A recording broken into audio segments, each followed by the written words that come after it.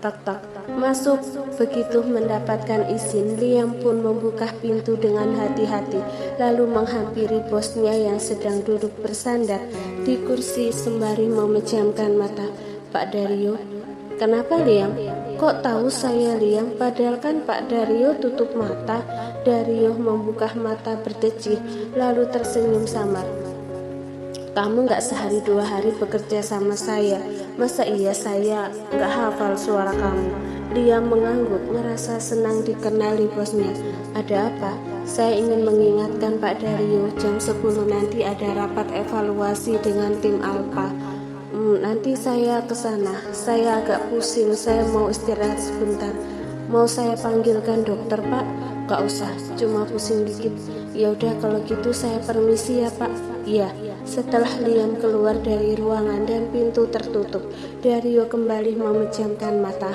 Kemarin setelah bertemu dengan Savannah, Dario benar-benar menyibukkan diri dengan bekerja, bahkan sempat ke Bandung untuk mengecek apartemennya yang ada di sana. Jam 7 malam sampai di rumah, Dario bermain bersama Azam dan Azura.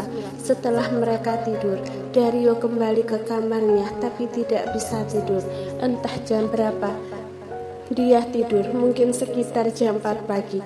Lalu jam 6 pagi bangun kembali, mengurusi anak-anak dan mengantar ke sekolah. Setelah itu ke kantor. Lelah, tubuh dan pikirannya benar-benar lelah, tapi tetap tidak bisa mengenyahkan Savannah dalam pikiran dan hatinya. Savannah, diri Dario dengan mata terpejam. Meskipun Dario mengatakan bersedia cerai sejak kemarin, setiap menit Dario menahan diri mati-matian untuk tidak datang kembali ke rumah Savannah dan menarik kata-katanya. Dario benar-benar belum siap bercerai, tapi Dario juga tidak tega melihat Savannah terus menderita bersamanya. Tak-tak, saya bilang nanti Liam, kenapa kamu gak sabar banget sih? Kesal Dario. Pintu terbuka. Aku bukan Liam. Mendengar suara lembut yang sangat familiar itu, sontak saja Dario membuka mata dan menegakkan badan. Savannah. Dario tergagap saat menyadari sosok perempuan cantik berbaju biru muda berdiri di pintu. Sayang, Savannah tersenyum. Aku boleh masuk? Boleh, sangat-sangat boleh. Ruangan ini milik kamu, kantor ini juga milik kamu, semua milikku, milik kamu. Kamu bebas melakukan apapun. Savannah tertawa, tawa yang mengalun begitu indah di telinga Dario, tawa yang sangat Dario rindukan. Bisa saja kamu, Mas. Dario berdiri dan berjalan mendekat. Begitu juga Savannah yang mendekatinya. Kamu ada apa kesini? Bertemu suamiku lah, memangnya mau apa lagi? Suami? Aku? Dario menunjuk wajahnya sendiri seperti orang bodoh. Ya kamu, Mas, memangnya aku punya suami lain selain kamu? Aneh banget pertanyaan kamu. Dario masih tampak bingung dan mencoba mencerna apa yang terjadi. Kenapa kamu gak suka aku kesini? Savannah mendekat merapatkan tubuh dan melingkarkan tangan di leher suaminya. Suka, sangat suka, cuma aku kaget aja. Aku pikir kita gak akan pernah bertemu lagi. Kamu jahat sekali berpikir begitu. Padahal setiap hari aku berdoa semoga kita bisa bertemu terus. Tapi kamu malah berharap gak mau bertemu aku. Enggak sayang, gak begitu. 2 hari yang lalu kan kita memutuskan untuk cerai, jadi ya aku pikir kita nggak punya kesempatan bertemu lagi. Kamu masih punya kesempatan bertemu denganku, Mas. Aku selalu menanti kedatangan kamu. Aku selalu merindukan kamu 24 jam, Mas. Savannah menyandarkan pipi di dada bidang suaminya, memejamkan mata dan merasakan detak jantung suaminya seirama dengan detak jantungnya. Aku merindukanmu, Mas Dario, sangat merindukanmu. Dario masih diam di tempat sembari mengerjapkan mata bingung. Rasanya masih belum percaya. Savannah tiba-tiba datang memeluknya dan mengungkapkan perasaannya. Mas Dario kok diem aja? Mas nggak kangen aku ya? Kangen. kangen banget sayang. Dario ingin membalas pelukannya, tapi Savana lebih dulu mendorongnya menjauh. Bohong, Mas nggak kangen aku, muka Mas kelihatan bete gitu. Ya udah deh, aku pulang aja, maaf udah ganggu Mas. Sayang, tunggu. Dario menahan tangan Savana membalik pelan tubuhnya hingga wajah mereka berhadapan lagi. Aku juga kangen banget sama kamu, beneran. Kalau kangen kok dianggurin? Tadi aku peluk Mas Dario diem aja. Aku kan merasa nggak dianggap, daripada aku sakit hati. Lebih baik aku Savana tersentak saat tiba-tiba pipinya ditangkup dan bibirnya dibungkam. Dario tersenyum lalu memejamkan mata. Dario tidak ingin terburu-buru, pelan-pelan saja, toh masih banyak waktu. Dario ingin menikmati setiap detik yang dia habiskan bersama istrinya dengan pelan-pelan dan penuh penghayatan. Entah angin apa yang membawa istrinya datang padanya seperti ini, tapi yang jelas Dario tidak ingin melewatkan momen ini. Pak Dario, jangan panggil Pak dong sayang, panggil Mas atau Dedi. Maaf Pak, saya terbiasa memanggil Bapak dengan panggilan Pak Dario. Mulai sekarang, panggil saya Mas atau Dedi. Tidak bisa Pak, kenapa tidak bisa? Karena nanti orang-orang mengira Bapak gay. Dario membuka mata dan begitu menoleh ke kanan. Betapa terkejutnya dia melihat Liam cengengesan di sampingnya.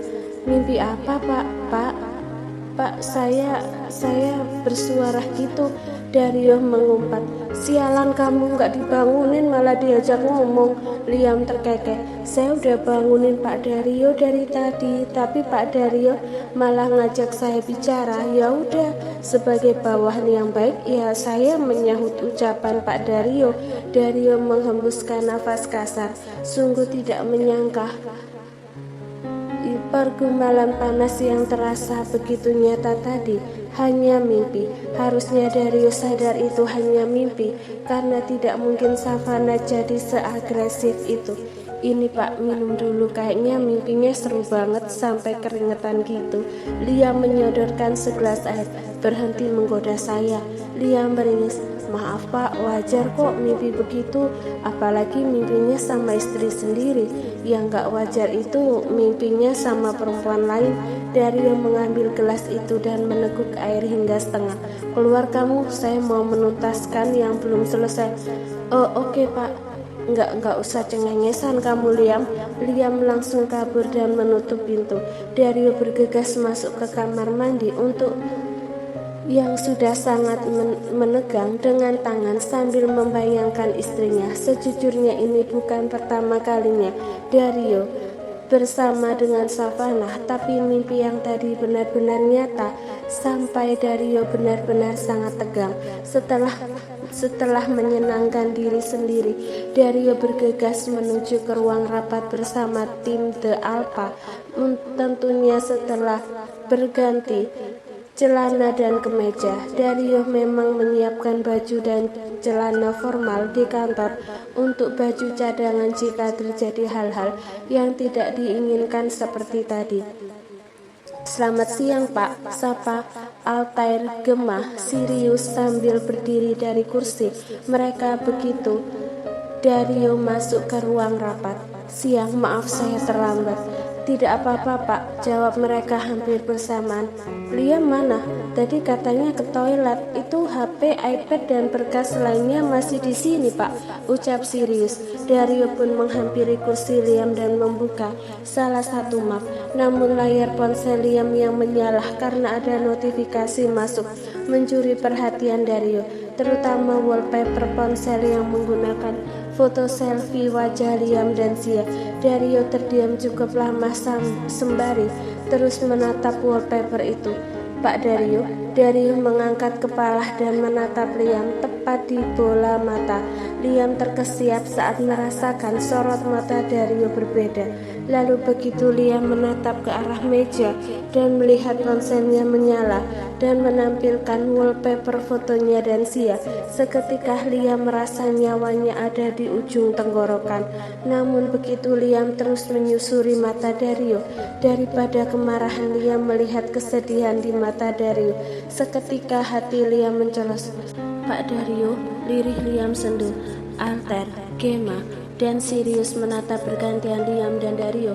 Entah apa yang terjadi di antara mereka, tapi yang jelas atmosfer udara di ruangan ini terasa berbeda, agak mencekam dan menegangkan.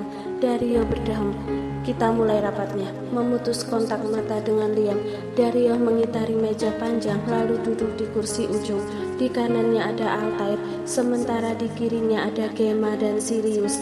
Dario menunduk dan membuka berkas yang diberikan oleh Gemma. Dario cukup terkejut dengan fakta Liam menjalin hubungan dengan mantan istrinya, tapi Dario harus tetap profesional. Jadwalnya rapat, ya harus rapat. Urusan pribadi masalah belakang. Di sini bukan hanya dia yang sibuk, Altair, Gemma, dan Sirius juga sama sibuknya. Mereka sudah bekerja keras untuk menyiapkan rapat ini. Dario harus menghargai mereka. Sementara Liam menarik nafas dan mengeluarkan perlahan sebelum memulai presentasi. Jam 3 sore rapat selesai.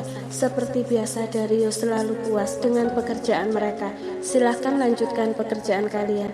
Baik Pak, permisi, ucap Altair, Gemma, dan Sirius bersamaan, lalu keluar dari ruangan. Sementara Liam masih berada di ruangan, duduk berjarak satu kursi di sisi kanan meja Dario.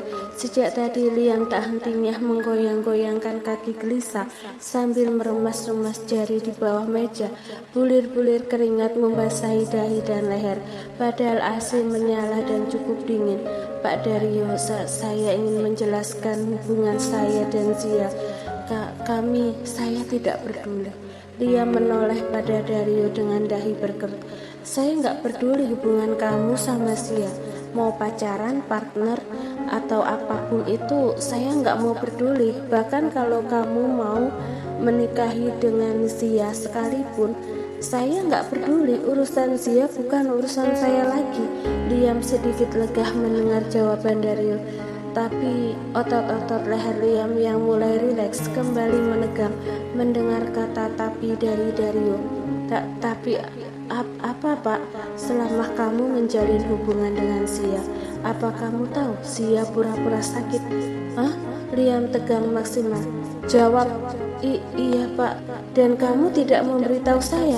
Zia bilang itu satu-satunya cara agar Pak Dario mau mengizinkan Zia bertemu dengan anak-anak. Zia bilang kesalahannya di masa lalu membuat Pak Dario menjaga jarak dengannya. Zia merasa frustasi dan akhirnya menggunakan cara berpura-pura sakit agar tetap bisa bertemu Azam dan Azura. Dario memejamkan mata sejenak untuk meredam emosinya sekarang. Emosi bukan karena cemburu, tapi emosi karena sejak lama Liam sudah mengetahui fakta Zia pura-pura sakit, tapi Liam menyembunyikan itu darinya. Saya minta maaf karena saya tidak memberitahu Pak Dario soal kebohongan Zia. Saya tidak tega melihat Zia terus menangis dan memohon kepada saya agar saya membantunya dekat dengan anak-anaknya. Selain itu, Zia juga terlihat sangat menyesal dan ingin memperbaiki kesalahannya. Saya rasa setiap manusia berhak mendapat kesempatan kedua, apalagi saat itu Pak Dario terlihat masih mencintai Zia. Pak Dario selalu mengutamakan Zia daripada Bu Savana. Jadi saya pikir sebagai bawahan yang baik dan membalas budi kebaikan Pak Dario, saya membantu Pak Dario dekat dengan Bu Zia, perempuan yang Pak Dario cinta. Saya sudah tidak mencintai Zia. Mendengar bentakan Dario, Liam langsung menundukkan kepala.